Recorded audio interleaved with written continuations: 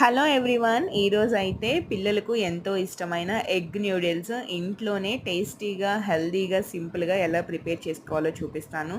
So చాలా రోజుల నుంచి మా పాప అడుగుతుంది ఎగ్ న్యూడిల్స్ చేయమని. సో అలా అలా అలా టైం కుదరక చేయలేదు. మనం ఇంట్లో చేయకపోతే అఫ్కోర్స్ బయటికి వెళ్ళి తినేస్తారు. బట్ బయట దానికి వెళ్ళి తినడం కంటే ఇంట్లోనే మనం చేసి పెట్టడం చాలా బెస్ట్ అనమాట. సో ఇక్కడైతే ఫస్ట్ కడాయి అనేది తీసుకొని మంచిగా కొంచెం సాల్ట్ ఆయిల్ వేసుకొని బాగా మరగనివ్వాలి.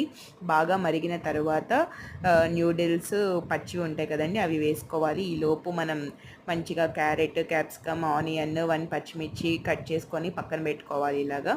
సో ఇలాగా బాగా ఉడికిపోయిన తర్వాత వాటిని పక్కకు తీసుకొని కూల్ వాటర్ వేసుకొని వాటిని కూడా వడగట్టి న్యూడిల్స్ని మనం పక్కన పెట్టుకోవాలి. చూసారు కదా, ఇలాగా పక్కన పెట్టుకొని అదే కడాయిలో మళ్ళీ ఆయిల్ అనేది వేసుకోవాలి.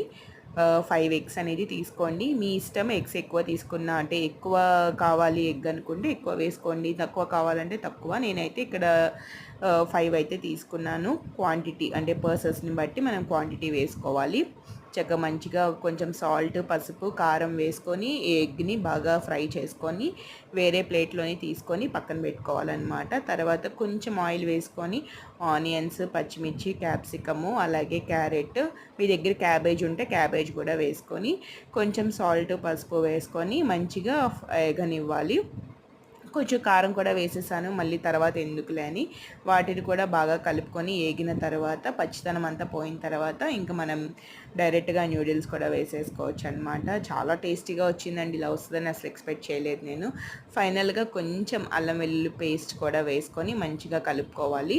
సో ఫైనల్గా మనం ఎగ్ వేయించుకున్న ఎగ్ పక్కన పెట్టుకున్నాం కదా, అది కూడా వేసేసుకొని మంచిగా కలుపుకోవాలి. మొత్తం కలపడంలోనే అండి అసలు చాలా పని ఉంటుంది. బాగా కలవాలి అదంతా. తర్వాత ఫైనల్గా కొంచెం కొత్తిమీర వేసుకొని లాస్ట్లో కొంచెం గరం మసాలా జస్ట్ అలా చల్లుకుంటే చాలు, ఎక్కువ అవసరం లేదు. మంచిగా కలుపుకుంటే ఫైనల్లీ ఎగ్ న్యూడిల్స్ రెడీ. చాలా చాలా చాలా టేస్టీగా వచ్చింది. అసలు నిజంగా ఇలా చేసిన తర్వాత ఎప్పుడు ఇంట్లోనే చేసి పెట్టాలనిపిస్తుంది, అంత బాగుంది. మీరు కూడా ట్రై చేసేయండి.